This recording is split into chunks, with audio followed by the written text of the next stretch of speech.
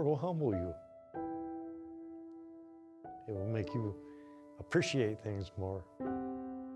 It doesn't take a whole lot to make a guy happy, you know? After you witness some of this crap. So. And oh gosh, you know what to talk about, can you? You know. Jeez.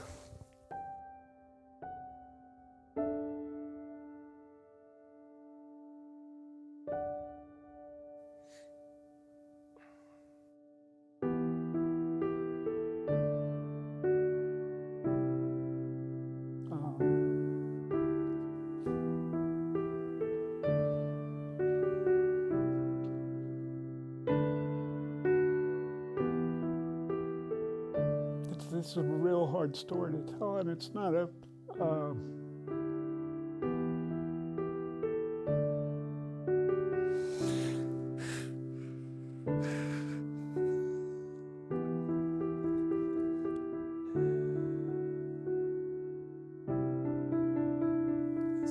and like I say, I don't even know what happened to most of them. A lot more of them would have come home.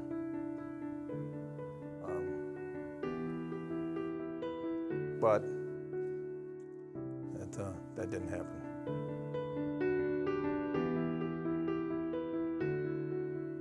A lot of them don't make it.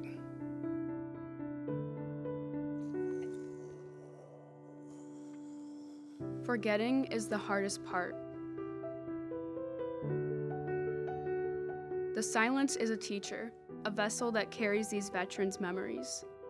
The loudest sounds of war are often represented by the muted moments that carry immense emotion. Silence is a universal language. All can feel its compelling power. Silence is not disruptive. It is a crucial part of the story. And Somewhere, we know that without silence, words lose their meaning. Without listening, speaking no longer heals.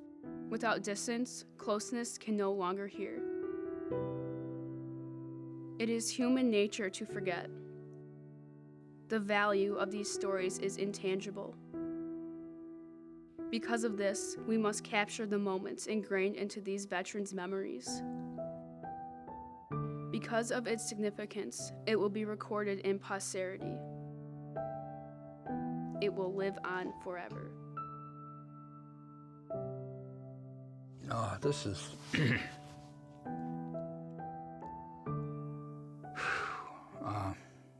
Can you turn that off for a minute?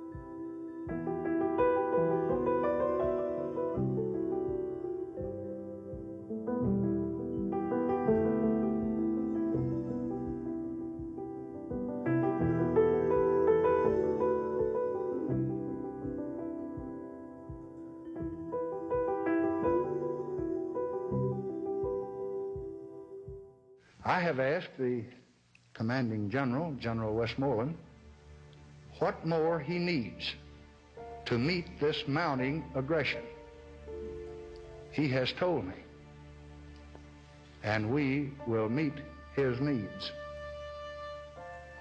I have today ordered to Vietnam the Air Mobile Division and certain other forces which will raise our fighting strength from 75,000 to 125,000 men almost immediately.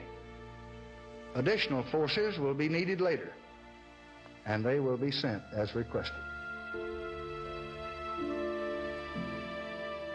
We were 10 years old when we got here, and we couldn't speak English, so they started us in first grade. And there was a lot of fallout, you know, interaction between children and whatever. We just decided that we'd had enough of the bullying and picking on, and my twin brother decided on the Marines, and I just followed right along with him, and we both enlisted.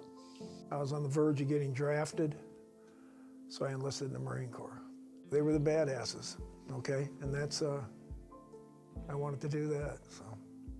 Both my dad was in the Army, and both my brothers were in the Air Force, so let's do something different too. Went down to Vicksburg, Mississippi, where I had seniority on the railroad, and worked there trying to get enough money to get back into school. That's when I was drafted. Well, I wasn't very happy, I'll be real honest with you. And I thought, my wife and I talked about it, and I said, well, I'm gonna, get drafted into the Army, and I'm gonna end up at Fort Leonard Wood or Fort Campbell, Kentucky. Once I graduated high school, I went into the Army, which I knew from, by the time I was 4 years old, that was my goal. I think that was my destiny. I mean, that's all I ever wanted to do my whole life. Once I decided to join the Marine Corps, I had no problem about dropping out of high school, because I wasn't worried about high school. I wasn't worried about that far in the future. I wasn't worried about college. I wasn't worried about anything. My only goal was to go into the Marine Corps. I volunteered for the draft. Two of my high school buddies had, their draft numbers had already come up, and so the two of them were going. And they said that if I wanted to go with them, that I should go down to the draft board and tell them that I wanted to. On May 1st of 1967, joined the Army, and they sent us to Denver and gave us physicals, and then put us on a plane and flew us down to Fort Bliss, Texas, and that's where we started our basic training. I expected that it would be hard, but I didn't have any idea of how hard. It was really pretty intense. You start out with assuming you know absolutely nothing about anything. They start you out from the ground up. Every day was something unexpected. Soon as those doors opened on the bus, let me tell you, all hell broke loose. You got 10 seconds to get off this bus, and 9 are already gone. That's how it started. They have this tactic where when you get off the bus, I don't know if you guys have seen this or not, but they have these yellow footprints, and they are on you like a wet shirt from that moment on. So it was kind of a culture shock, from civilian life. Oh my gosh, when you're on those yellow footprints. I mean, they're using that F word in your face, and they're just screaming at you. And you're petrified. I'll be honest with you, I didn't go to the bathroom for 10 days. Try holding that for 10 days. I was just so nervous in that. But then becomes a routine.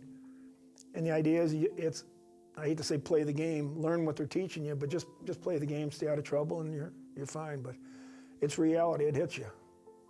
And the first day, the sergeant told me that he was my father, my mother, and my Indian chief for all those who was Indian. And I was sitting up there like, what the heck is this? Anyhow, that was the way we was inducted into the military. And induction in the military was that whatever you used to be, forget it, because we got something for you. I had to go to get our haircut first. So I'm up there pounding on the door. Guy inside yelling, I can't hear you. Then the DI's on the outside, pound harder. So I'm just beating on that door. Finally, he opens the door up. I get in, I come in, get in a chair. The barber says, you got any moles on top of your head? I said, I didn't know if I had any moles. I said, no, sir. He's just shaving it all off. All of a sudden, he slaps me across the top of the head, grabs me by the throat, lifts me up. You got a mole on your head. So that was the start that night. And you know how they gave us our clothing and our bedding? We ran around a corner, and as we ran around the corner, they threw it at us. Every time you went to eat, you had to do the bars all the way down, all the way back, all the way down, jump off, had to give your serial number, your name, serial number, and then you could go eat. And the drill instructor grabbed both of us, you know, and to attention, and you know, Private Broderick, give me your razor, that kind of stuff. And he took my razor and he started hitting this guy on the forehead with a razor, and he said, do you need, and every time he'd say a word, he'd punctuate it by hitting him with a razor. Do you need a mirror to brush your teeth? And blood is just running down his face, you know, but, and so then we had to switch positions, of course. And I looked in the mirror and I could just see this like pink foam around. You know, he wasn't hurt, but it was interesting. It's just a very aggressive atmosphere where you're expected to do something in a given amount of time. And if you don't, you're doing push-ups or you're doing something to learn you have X number of minutes to do something, and it's push, push, push. We had a guy jump off the water tower, killed himself. About the 4th week of basic training, we woke up in the middle, right behind our barracks. He woke up and had a searchlight out there. Fire department was out there and had a bullhorn. Guy was wanting to go home, and he was on top of the water tower, and he finally jumped. We were on the rifle range one day just practicing. You have to get in this circle. And when the drill instructor says safety on, he says safety on, and it goes, ch. Well, it went ch. That little ch was mine. I was late. And out of nowhere, this drill instructor come up behind, whacked me on the back of the head, and he said some bad words, but you come see me at night. So at 3 o'clock in the morning, I got woke up and went into the duty hut, knocked permission to get on the door, and for 5 minutes I was beat really bad. Just arms and chest and that. Every night you have to stand in your foot locker in just your underwear and sandals, and you hold your lock in your hand, and as they're going through, you say, no problem, sir, no problem, sir, no problem, you know. Well, that day the CO was coming through and I were just all black and blue. It was like 2 days after the beating, and he said to me, Private, what happened to you? I said, sir, the private fell in the shower, sir. He said, I want to know what happened to you. He said, sir, the private fell in the shower. So he took me on the side and he says, nothing's going to happen, but I want to know what happened to you. And I said, sir, the private fell in the shower. So I went back up on my foot locker. They went and did the other guys, and the drill instructors that beat me up winked at me. I'll be honest with you, I wish I'd got beat up the first day I was in boot camp because they never messed with me again. He had a very colorful language, and he ran us down the hill. We were in Quonset huts at the top of this hill in one of the training areas at Fort Leonard Wood. And he had this huge swagger stick that was about this long. And if you didn't run fast enough or keep up with the group, he would swing the swagger stick at your heels and knock you off your feet. And we picked up bedding, and then he ran us back up the hill, same thing. I remember one day, Sergeant Knight comes out, he says, I don't know what's wrong with you guys, but I gotta train you on everything, don't I? You're using too much toilet paper. What? Yeah, using too much. Now I'll show you proper military method here. He pulls off one little square of toilet paper like that. He stuck his finger through the middle of it. He said, now you wipe with that like that, and then you wipe your finger off. Now you got how to do it? Do it right. You're standing there trying to keep a straight face and stuff. They taught you everything you had to do. And if all you had, and if you listen, you know what you need to do. Excuse my language, you were lower than whale shit until you graduated. And you're not even called a Marine until the day you graduate. you're called everything else but that. So the slightest mistake you made was punctuated with some kind of mindless violence, which of course was not mindless. It was made to see you see the folly of a mistake, the painful result of a mistake, a small mistake. Very wise. The sergeant said, "Now, well, what are you two planning to do?" I said, "Well, we'll probably just go out and look around town, see if we can find some place to stay and get it all set up." And that was the one classic statement he made. He said to me, "Well, when you are ready to join us, we will be in an undisclosed location, so you need not look around town for anything." I said, "Good, very good." And so we left and got into the car, and I turned to my wife and I said, "Well, I guess I'm heading to Vietnam." Soldiers' individual responsibility have varied from war to war. Their joint responsibilities to help fellow soldiers through boredom, terror, and hopelessness has remained constant. The bond that is formed amidst the hardships endured during war is learned through necessity. Through these unifying experiences, soldiers form a brotherhood. I can boil it all down to huge amounts of time that is extremely boring, that you do anything to pass the time, and just something crazy that you wouldn't do normal life. And then there'll be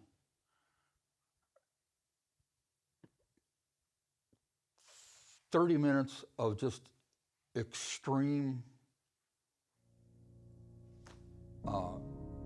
terror.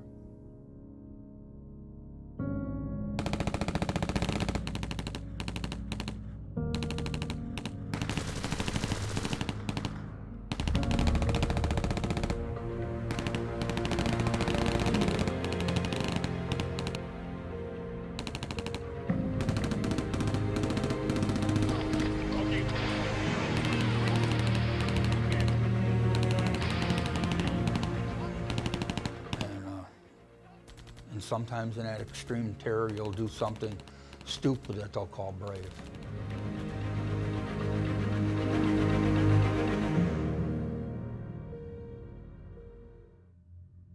When did you realize that the Vietnam War was indeed a war and that this was different than basic training?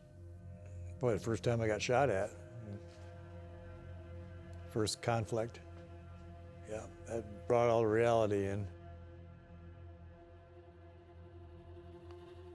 I remember taking cover, E6 slapping me on the head and said, "Put your 16 on that ridge right over there, probably 100 yards away."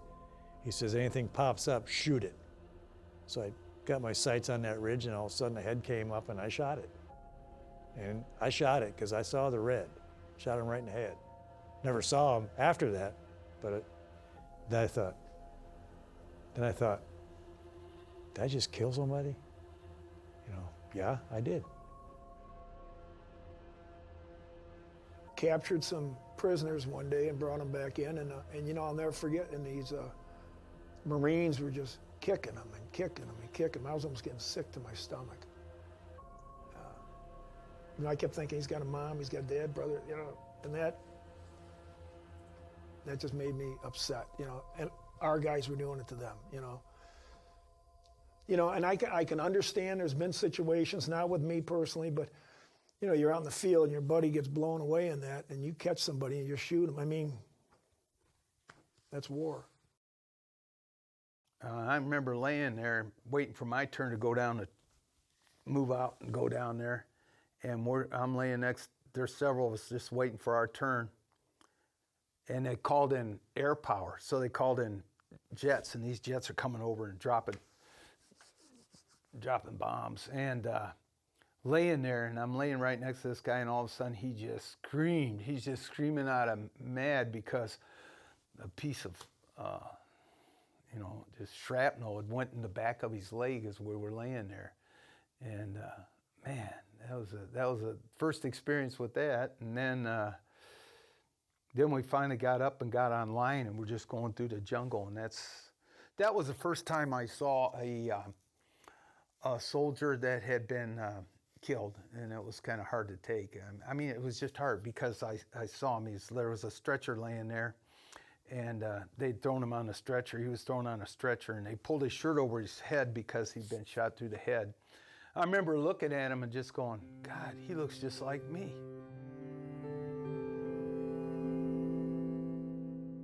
You become callous.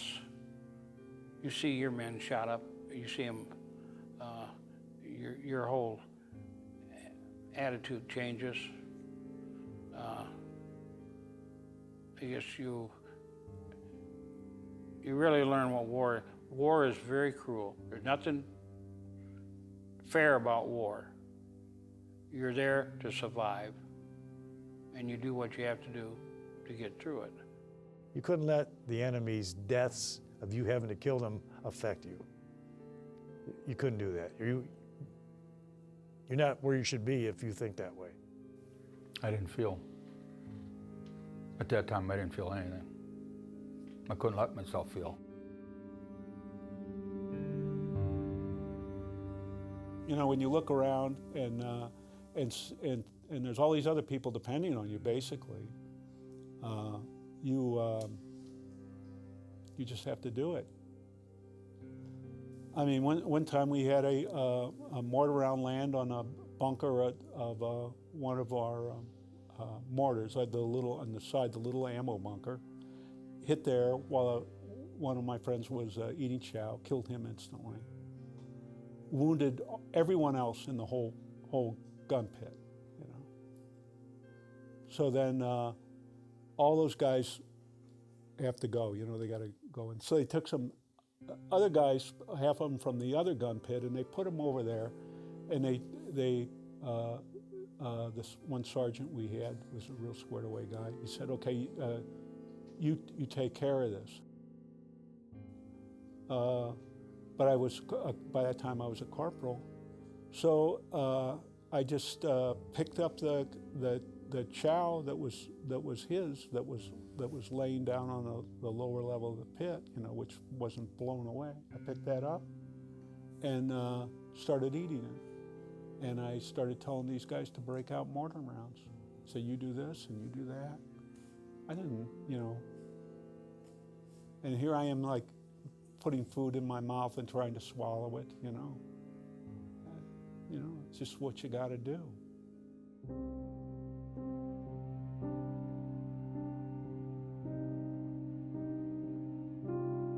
To those who have never experienced it, war is a fragment of history. Among veterans, it is the living past. War is a matter of perspective.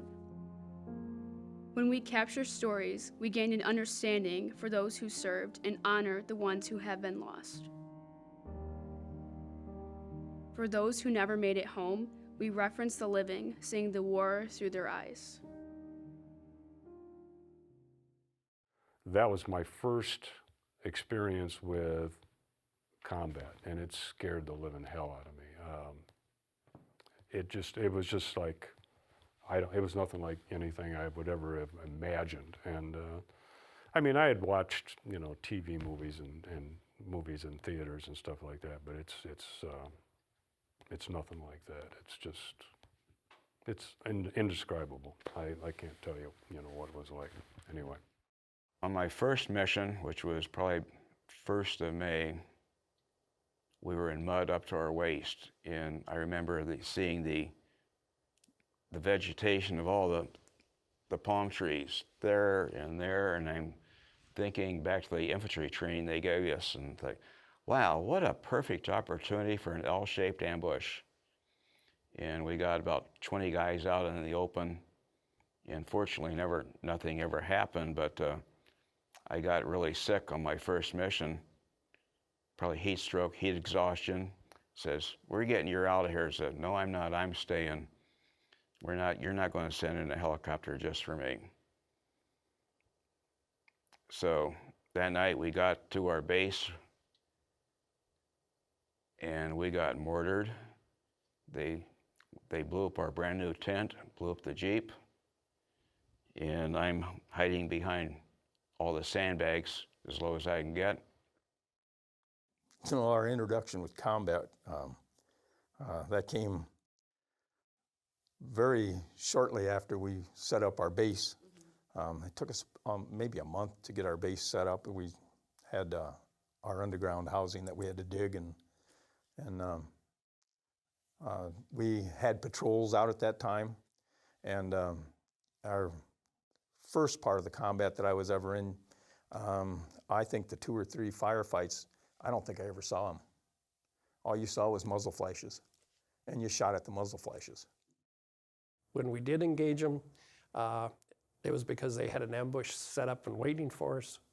And so we really very seldom saw the enemy.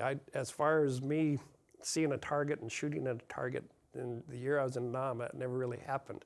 Usually it was more of a line of trees or a jungle, and they would be firing at us and we'd fire at them. But as far as actually seeing the enemy, that very seldom ever occurred. They were very good at hiding, and they were very good at ambushes and making sure that they were well camouflaged when they did hit us.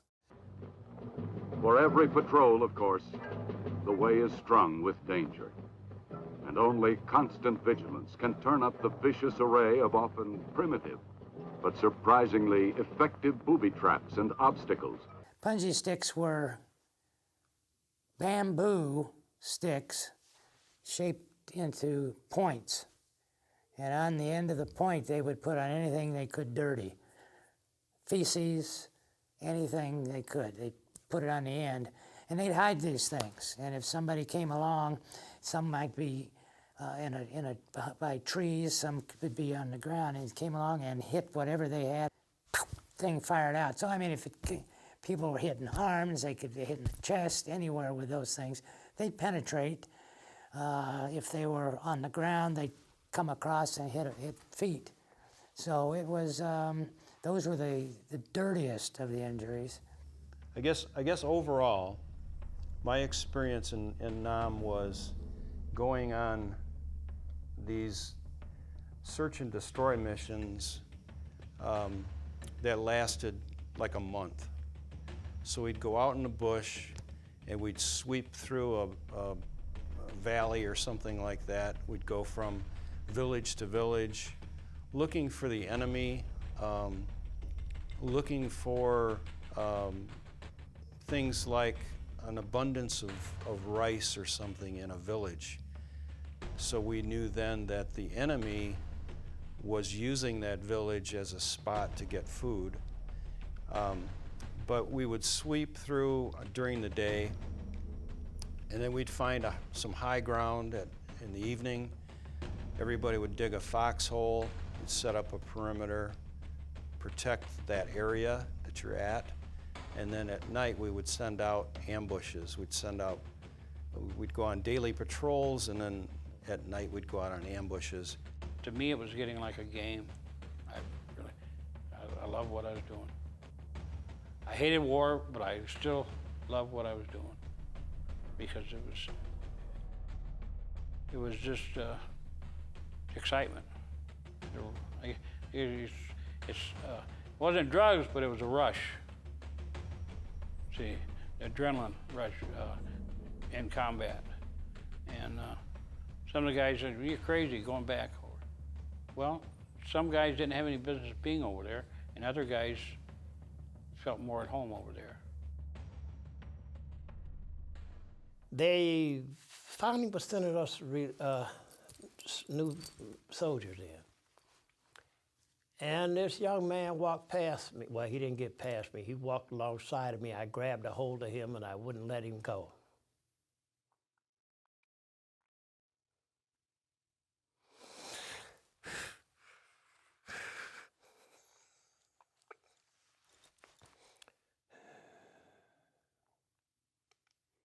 He was my replacement.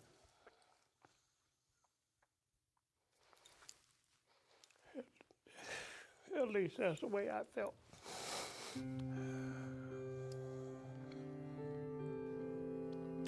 They had to cut his daggone coat, his sleeve off of him because I wouldn't let go of him. They started to hit us. It was about 11:30 at night. And they hit us 4 times that night. And the last time they hit us, I had 200 rounds left, that's all.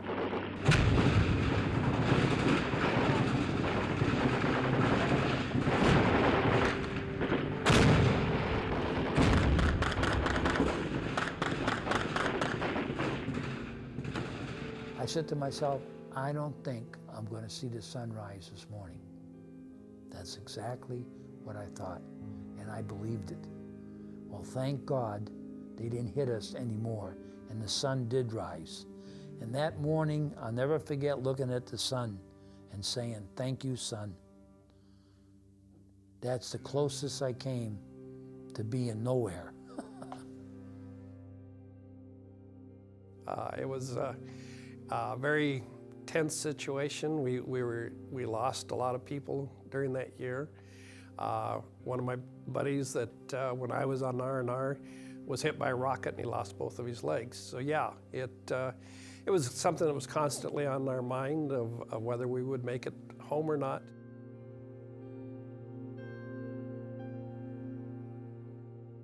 It was, I was going out on a patrol, you know, me and my gun team, okay?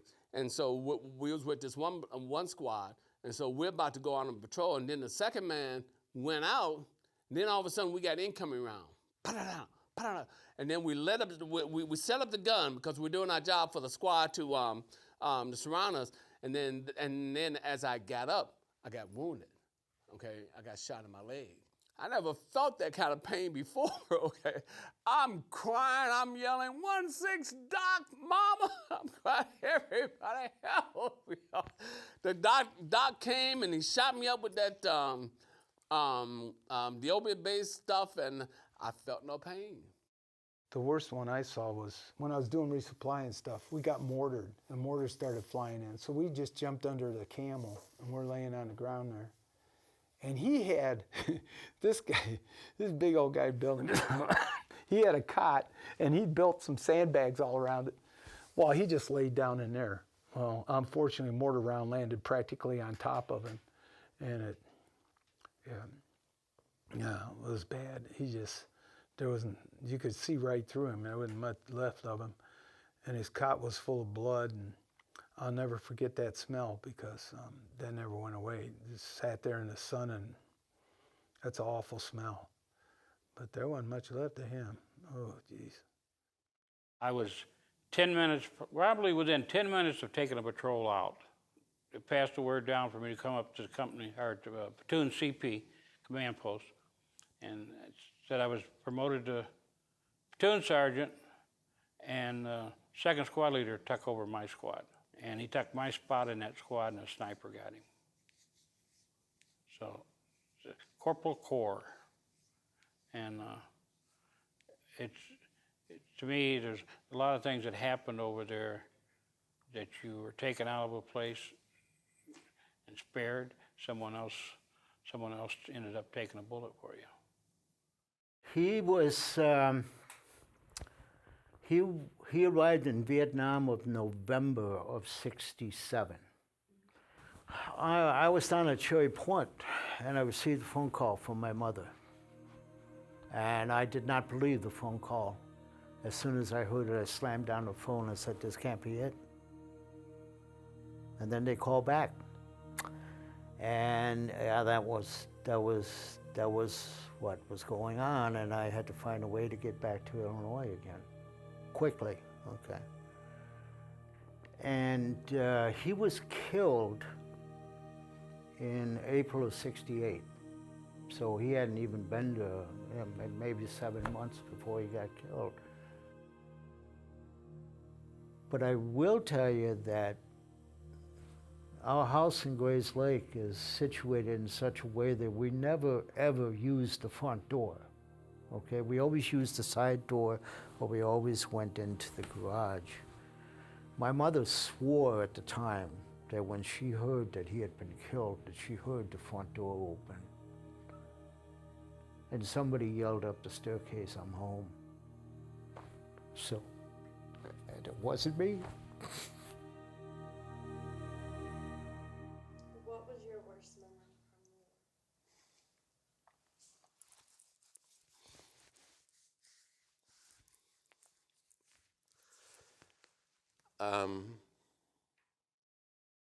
Helping get the wounded and the KIAs killed in action off the mountaintop onto a helicopter to get them back out of the rear and get them out of our area. And unfortunately, you know, in the scheme of things in the battle, battle doesn't last 10 minutes. Sometimes it goes on for hours, and weren't in a position to get our casualties out as fast as maybe we should have. But you know, some of them were in pretty rough shape, and some of them lost an arm, a leg. And one of my jobs was, while I was in the rear, was to assist the corpsmen and stuff to get these guys into the body bags and get them ready to go back to the rear. And then when I went back to the rear, that job didn't go away, because First Sergeant and I, every time the company took casualties, we'd have to go out to the triage center and we'd have to identify the bodies. And so we'd have to open the bag up and identify them. And that wasn't real pleasant. And that's, I guess, one of the things that bothers me. It's unfortunate, you know, that, and I look back and say, you know, how lucky was I? You know, that could be me.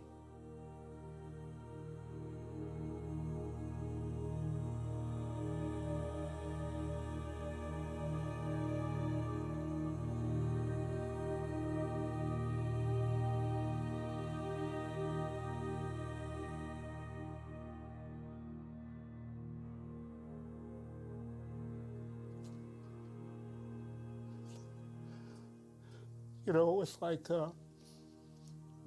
while you're there and things are happening and everything's going on, you just got to do it, and you think you're feeling things, and you see all kinds of stuff, and you think you're, you know, and you're not at all, and it's not till later. You know.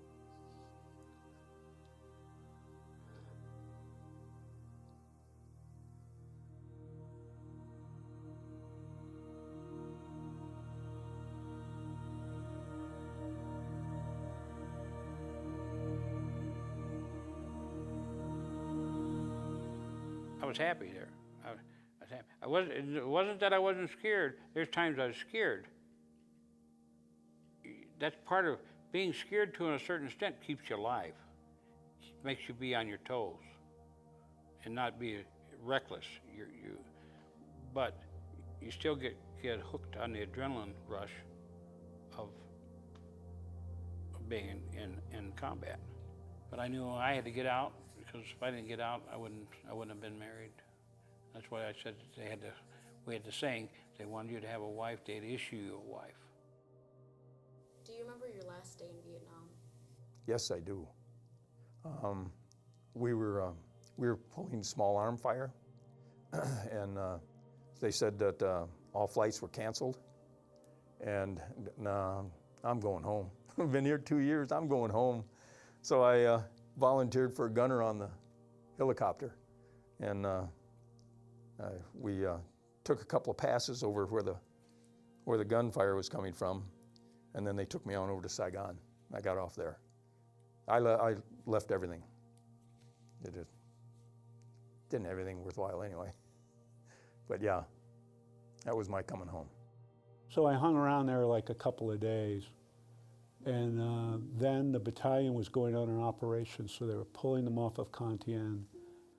And so my guys were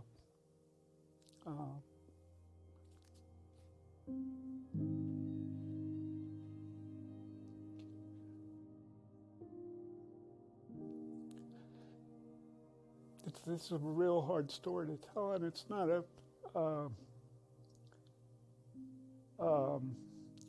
my guys went down the bottom of the hill, and then they had to wait down there, and two of my friends came up to the top of the hill.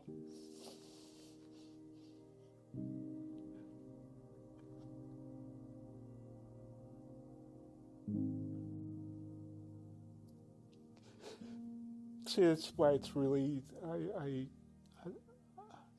so anyway, they came up the top of the hill, and they sat down next to me, and the three of us just sat there and didn't say anything at all. We just sat there. And then they called for those guys, and they left, and that was it. And I got on a convoy and went back to Dong Ha and got on a plane and went to Da Nang, and I got on another plane and came to the United States. But it was very, very difficult to leave. And I tried to stay. I talked to the lieutenant about shipping over again, you know, for more time, and said, no.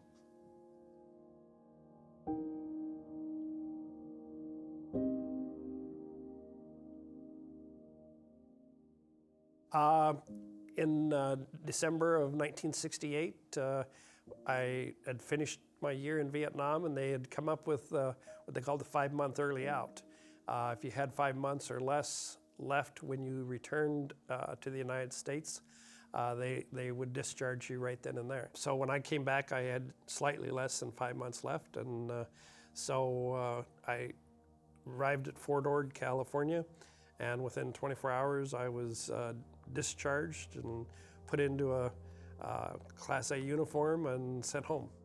I came in country with a guy by the name of John, and John got wounded.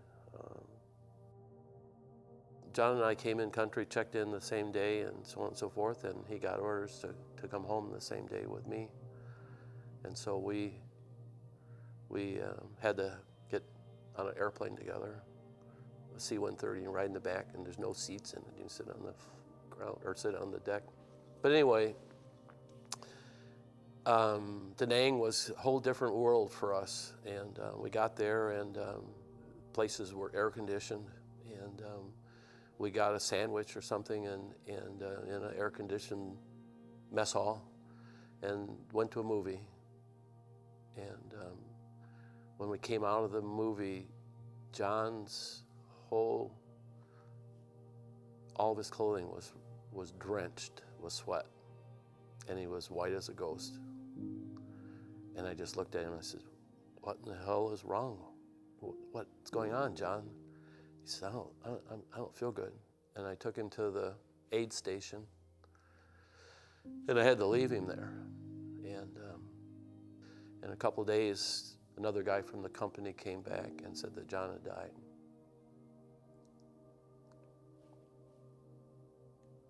You know, to this day, I still don't get it. But his name was on the wall.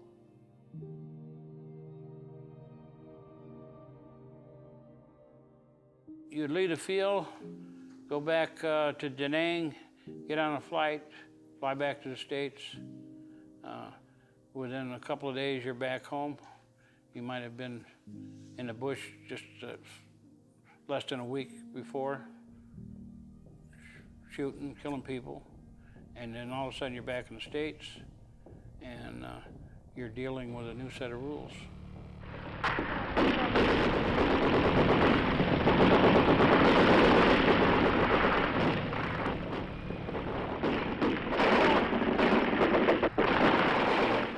Change over your reaction.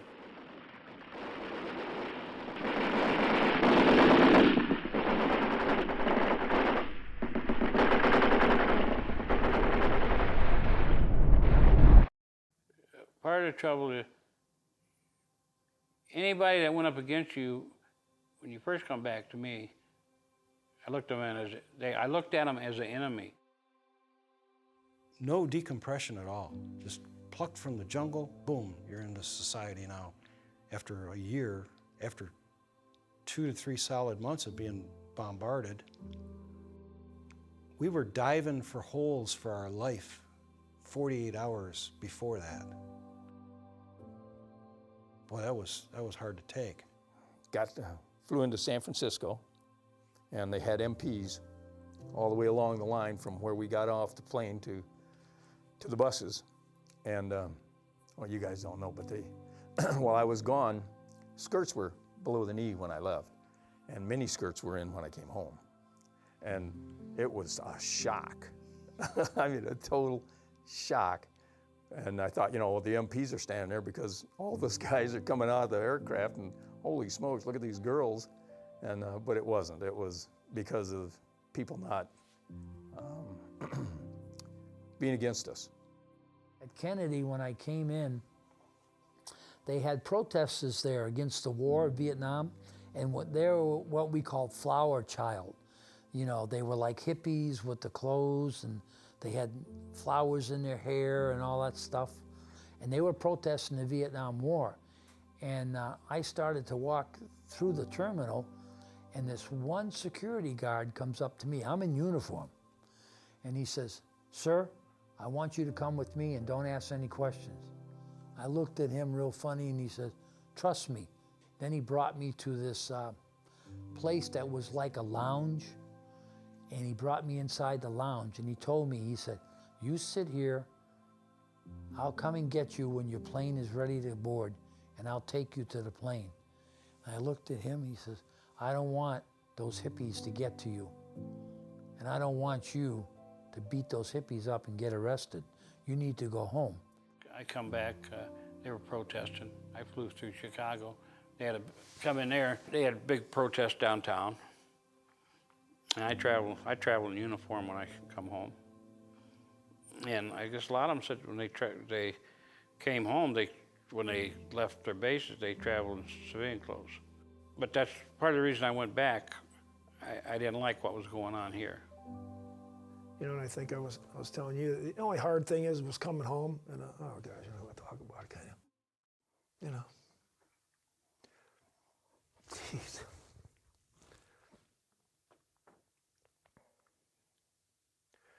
So only one person I wanted to brag to, jeez, was my dad. And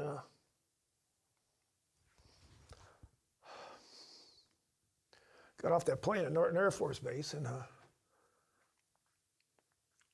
those days they didn't have what are those ramps you get on planes now? You had to walk on the tarmac there, and there were hippies or yippies there with eggs, and they were thrown through a chain link fence, which works pretty good because then the eggs splatter all over you, you know. I took my uniform off and never put it back on. And there were a lot of veterans that were coming back that time. They were going back to school, and it was really kind of they were kind of shunned. I mean, people, they basically, most of them were older than regular college students, and they didn't have a lot in common. This one guy was having a lot of problems readjusting to civilian life and coming back to school. And I'll never forget this. This professor stuck his head in the door once during this 4-hour lab in the morning. And he said, "Where's so-and-so?" He said, "Is he gone again? Man, he needs to get it together." And I thought, you know, that's simple for you to say, but you have no idea what this guy went through. And, you know. People really didn't want to talk about it. It just, like I say, we pretty much learned that we took our uniforms off and put our civilian clothes back on and went back to civilian life. We were all kind of labeled as those crazy Vietnam veterans. You know, they went over there, they're involved in terrible things, they were involved in a terrible war in a terrible country. And so, you know, don't rock the boat with them, and hopefully they'll settle back into civilian life. Soldiers in Vietnam faced a new environment. Agent Orange was dropped daily to eliminate forest cover.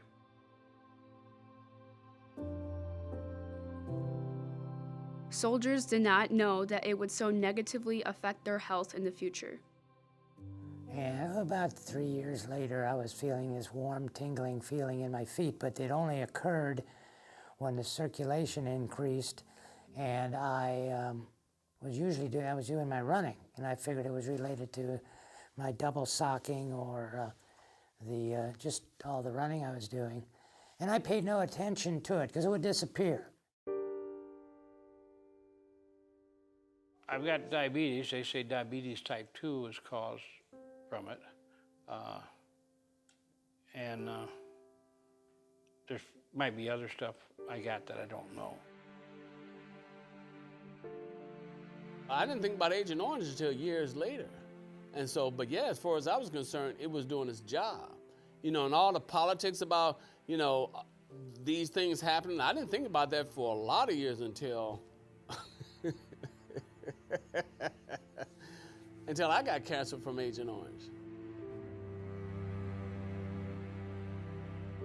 I was at a reunion in 2009, and one of our nurses, who was a nurse anesthetist in her private life, but had stayed in the service longer and stepped down as a lieutenant colonel, but she was just in the reserve, presented a slideshow to us, Agent Orange related diseases.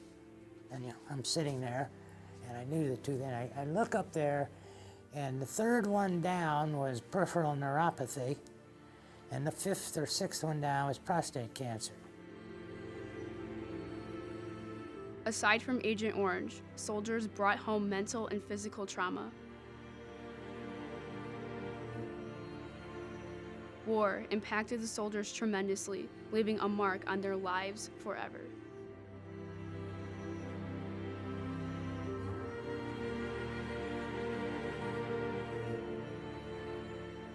There's a line in Platoon that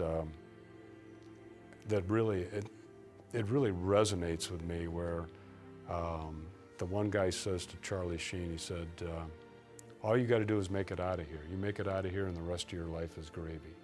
And that's true. I mean, it is. I'll never have to go through something that intense again. And I firmly believe that there's nothing that I can't handle that life can throw at me, because there'll be nothing like Vietnam was. Because a lot of the stuff that happened in Vietnam, the civilian world doesn't understand. And it's pretty hard to explain. So, just kept my mouth shut. For 2 weeks, I slept on the floor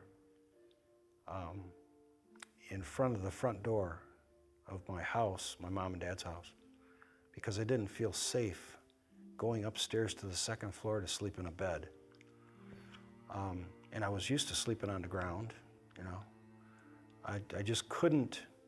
It just started every sound. I mean, my mom dropped a box on the kitchen floor.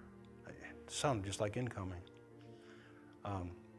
Dove for the ground. I was sitting on the couch, dove for the ground. Just instinct, you know. So, hanging with my friends, they were all kind of interested to hear the stories and stuff, but I wasn't willing to share any of that stuff. I felt like I was 19. I felt like I was 40. So all of my friends seemed very immature. So I just felt like I was not one of them anymore. I was different, you know. The thing of it is, I really spent over 40 of the last years trying to forget most of what happened. And I really have blocked a lot of it out. I know I had a lot of anger when I came back, and some of that anger probably contributed to the dissolvement of my first marriage. But I came to grips with that after a while. Don't get me wrong, I still think about Vietnam every day since I was there. I think about it in some way, shape, or form. And now that I'm retired, maybe I think about it a little too much, because I've started to write down a lot of my thoughts about it. Loud noises really bother me. If there's a pop or a bang or something that I'm not expecting, I react more than anyone else in the room to it. And I was that way in Vietnam, and I've been that way for over 40 years now. It's just part of the way I am.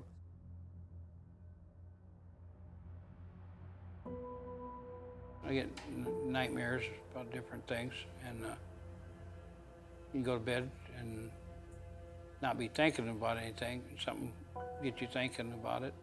A lot of times you'll see something, just see something, and it puts you back in a place. I've seen different places. I've seen a tree line that put me back in Vietnam in just in an instant of a certain tree line that I would see. Or I hate firecrackers. They sound like a machine. They startle me like you're opening up a machine gun on you. And they just run an eerie feeling up my back. What I had, and probably still have to some extent, is survivor's guilt. Especially that the first 10 years or so, the survivor's guilt was very hard to deal with. You know, it still kind of haunts me to know that war is just simply luck at times. You make a decision to turn here, turn there, do something, not do something, and somebody's life is determined by the roll of the dice, what goes on at that instant. I have to say this here. I said I was a clown. I believe in this, love everybody. Because actually, I'm not a clown. I'm the most deadliest thing on 2 feet. But I used my facade as a clown to keep me from really seeing myself. I didn't mean to do that to you, but that's just the way it is. That's why I have to, I personally have to do good. Never mind whatever's going on around me, I personally have to do good. Otherwise, I'll probably fold up and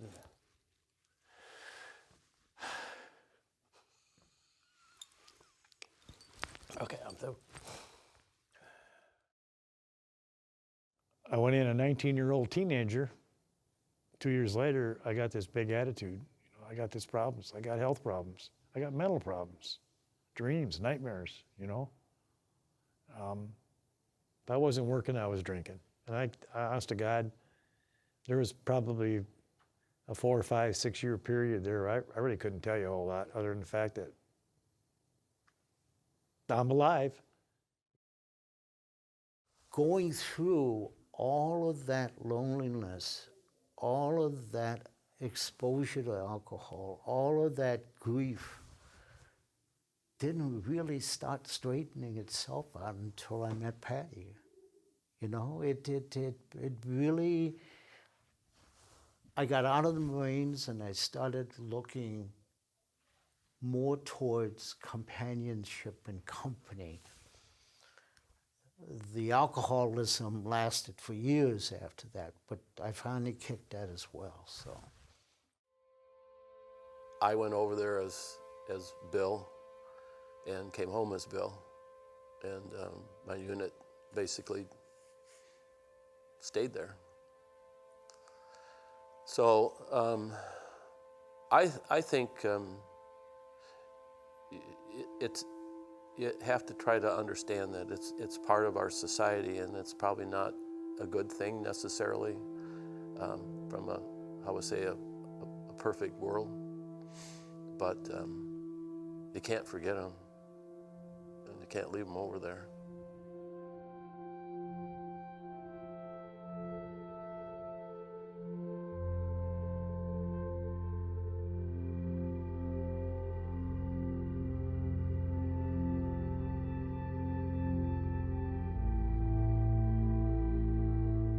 Some characters, I'll tell you. They stay with you. You never leave them. You know, I got a copy of that picture of the wall. Have you ever seen that picture of the guy leaning against the wall with his hand on the wall? A lot of people don't really understand it. Well, they do. They get the main idea. But the thing is, he's standing with his hand on the wall, and in his mind, of course, his buddies all come to life, and he sees them because he's looking at their names. But you see, the thing that a lot of people don't realize they come alive there because they're always with him. They never go away. They're always in his head. He'll never forget them. They're always there.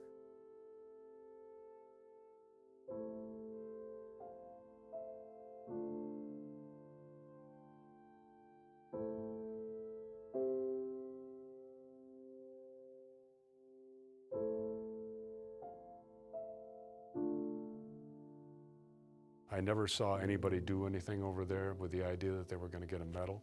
I saw some extremely courageous and some really brave things that were done, and some very, what would be, I'm sure the guys later said, why the hell did I do that, you know, things, but they didn't do it because they were doing it to get a medal. They were doing it to save somebody else's life.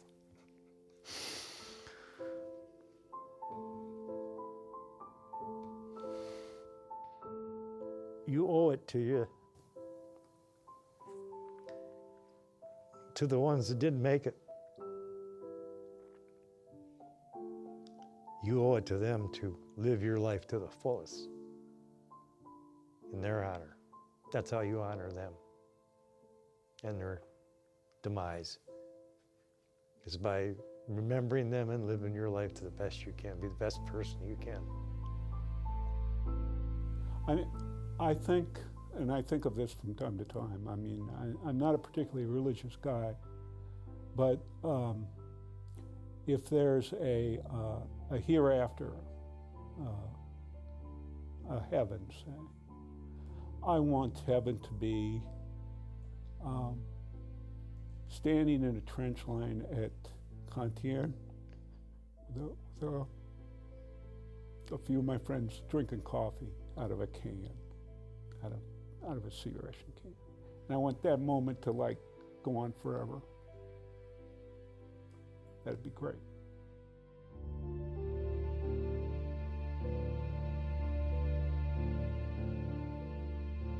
I was pretty much a rebel.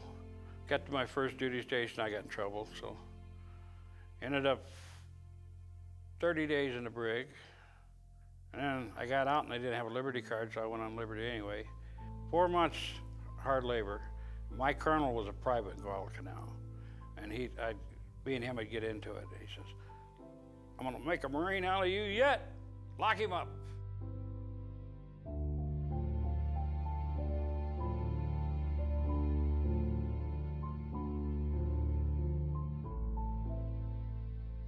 He took his fear and folded it into a rose and put it in his palm. And she took it from her palm and put it in her hair.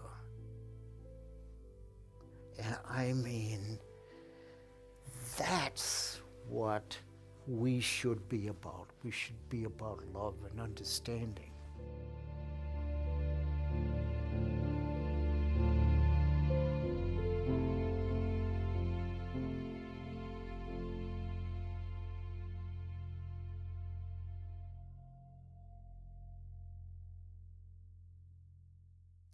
Ryan's going to be doing the majority of asking the question. Okay, all right. A few of the other students might stop, and I'll actually be next door, so okay. If I hear any shouts, I'll come running. Okay, very good. Miss Noonan's here, so you're in better hands with her than me. And then I think we're ready to rock and roll. If you All right, I am. Yep. All right. Let me get one more swig here, and we'll be good to go. Do you mind if I chew gum, or should I get rid of it? It's your movie, whatever you want. It's the country's movie. I signed consent. It's true. Well, the country says whatever you want. Okay.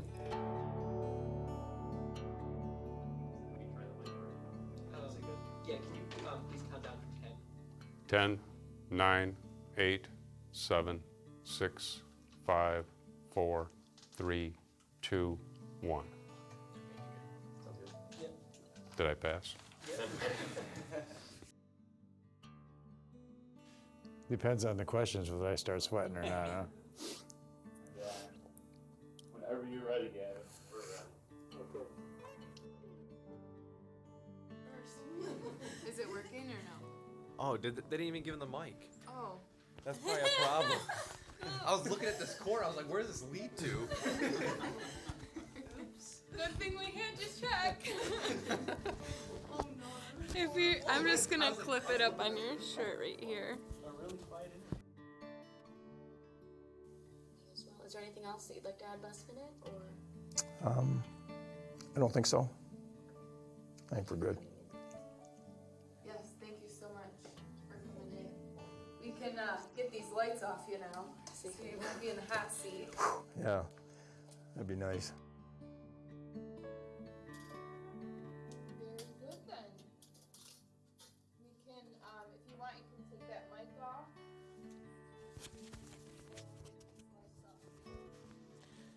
Well, they're better than the old days when you're using nothing but hot lights. Well, the two side ones are very hot. These ones are actually pretty cool. Not as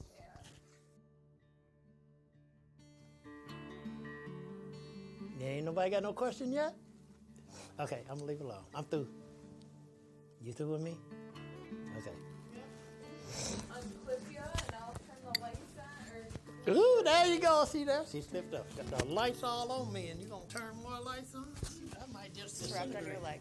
I think it's wrapped on your leg. I know you probably won't hear that from too many guys. But anyways. That's all I got. Yeah. Thank you. Yeah. Thank you. Oh, I hope he is okay. Well, thank you guys. Appreciate it. Oh, no problem. Thank you so much. Someday I'll get over that emotion that I have. I don't know why I still have that though. It just. All right, definitely have to check that out. Okay, guys.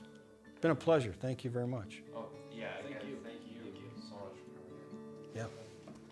We'll get that mic up real quick. Yeah.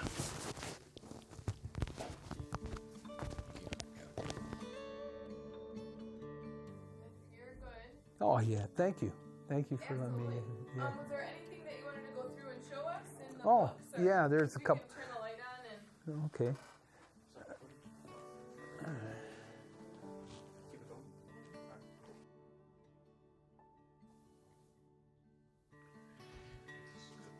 Yeah. We thank you so much for coming in. I mean, it really was very. Take the mic off you. Here, I'll shake your hand first. I don't want to leave you hanging. It's like taking a stone, you know, and throwing it into the water, and it creates all of these ripples. These ripples go into the universe, and you never know who they're going to touch them or who they're going to be offended by. You know? So that's just about it for me, but thank you for inviting me down.